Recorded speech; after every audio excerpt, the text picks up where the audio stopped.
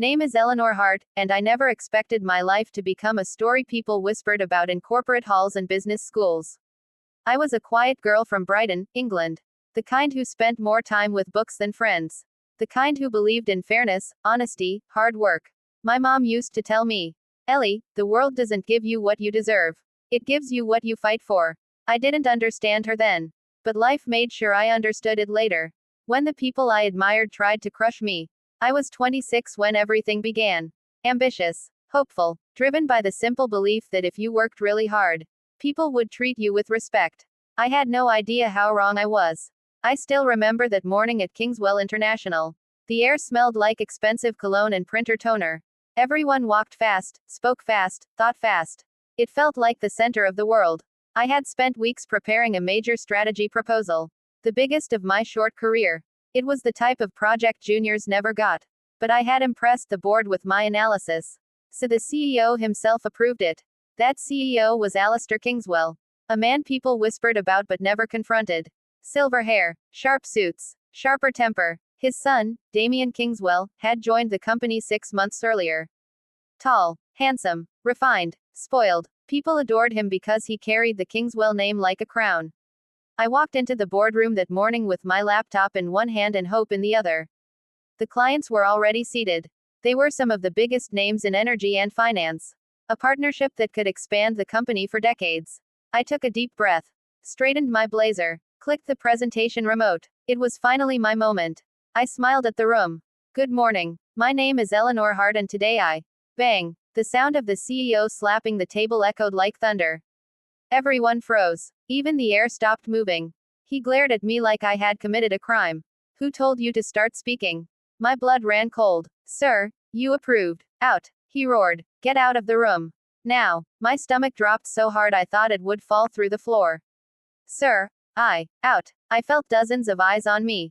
Judging me, mocking me, dismissing me, but the eyes that hurt the most were Damien's. He leaned back in his chair, arms crossed, a smirk tugging at the corner of his mouth.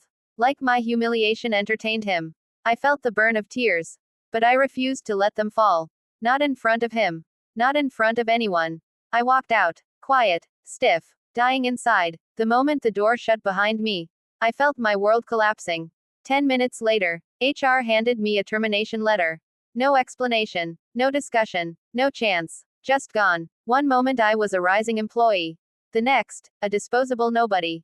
But pain has a funny way of transforming into something else. Into fire. Into purpose. Into revenge. That day, they didn't break me. They created something dangerous. The days that followed were dark. I tried to pretend I was okay. I wasn't. I barely ate, barely slept, barely breathed. The humiliation replayed in my mind endlessly.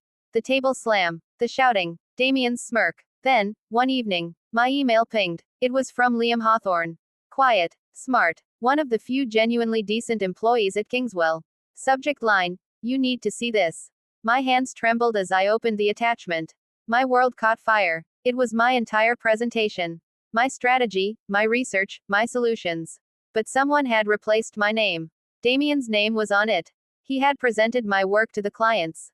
And claimed it as his own. They fired me, just so he could shine. I felt something inside me shift.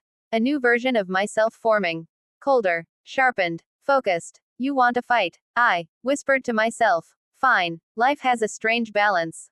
3 months after losing everything, I found myself standing inside the glass building of Drakewood Capital, Kingswell's biggest competitor. After reviewing the evidence I presented, they didn't just believe in me. They wanted me. They offered a high-level strategic position. A salary I had never imagined. Power I never thought I would hold. I didn't join them for the money. Or the prestige. Or the career. I joined for one reason. Revenge. I made a plan. Not impulsive. Not emotional. But surgical. Phase 1. Expose the truth.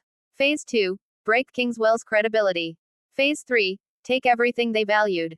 And so, with a cold mind and burning heart, I began. I analyzed their corporate weaknesses. I dug into their malpractice. I traced every unethical step Damien and his father took. Meanwhile, Drakewood positioned me as their secret weapon. Within weeks, Kingswell began bleeding money. Clients withdrew. Investors panicked. Rumors spread. By the 3rd month, Kingswell was shaking. And that's when Damien came back into my life. It happened on a rainy London afternoon. I had just stepped out of a high-level meeting when someone grabbed my wrist. I turned. Damien Kingswell. The same smirk was gone. His face was pale, eyes hollow, suit wrinkled. He looked like a king stripped of his throne. Eleanor, he whispered, we need to talk. I yanked my hand away. No, we don't. You're destroying us. I smiled. A slow, satisfied smile. Good. He flinched. This strategy, everything you're doing, it's brilliant. His voice cracked. Because it's yours. I stepped closer. So close he felt my breath. Exactly, I said softly. You stole my work. You humiliated me. You fired me. Now you're paying for it. He swallowed hard. My father pushed me. No. My voice was ice. You enjoyed it. You watched me suffer. Damien's eyes lowered. For the first time, I saw guilt. I didn't know it would go this far. It's only just beginning, I said. Then I walked away, leaving him standing in the cold hallway. Drenched in regret, Kingswell crumbled faster than anyone expected. News outlets exposed their misconduct. Regulators launched investigations. Clients pulled out. Partners cut ties. I had handed over every piece of evidence. Every stolen document. Every fraudulent signature. It was poetic, watching the empire that humiliated me burn from the inside. Days later, Alistair Kingswell resigned. Damien disappeared from public view. Their stocks crashed. Their investors fled. And then, in a move that shocked the market, Drakewood Capital bought Kingswell International.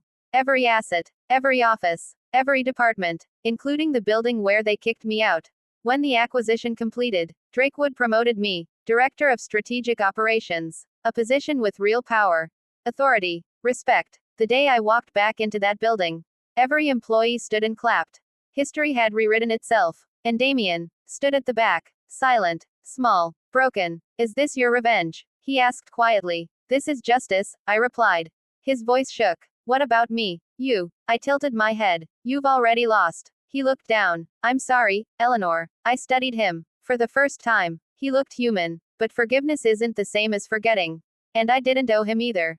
I turned away, walked past him, left him behind. Some people you bury, not with hatred, but with indifference. In the end, I didn't take their money. I didn't take their name. I didn't take their legacy. I took something far greater.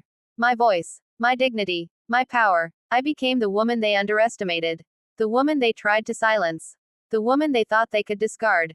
I became everything they feared. My name is Eleanor Hart. And this is the story of how the girl they threw out took everything instead.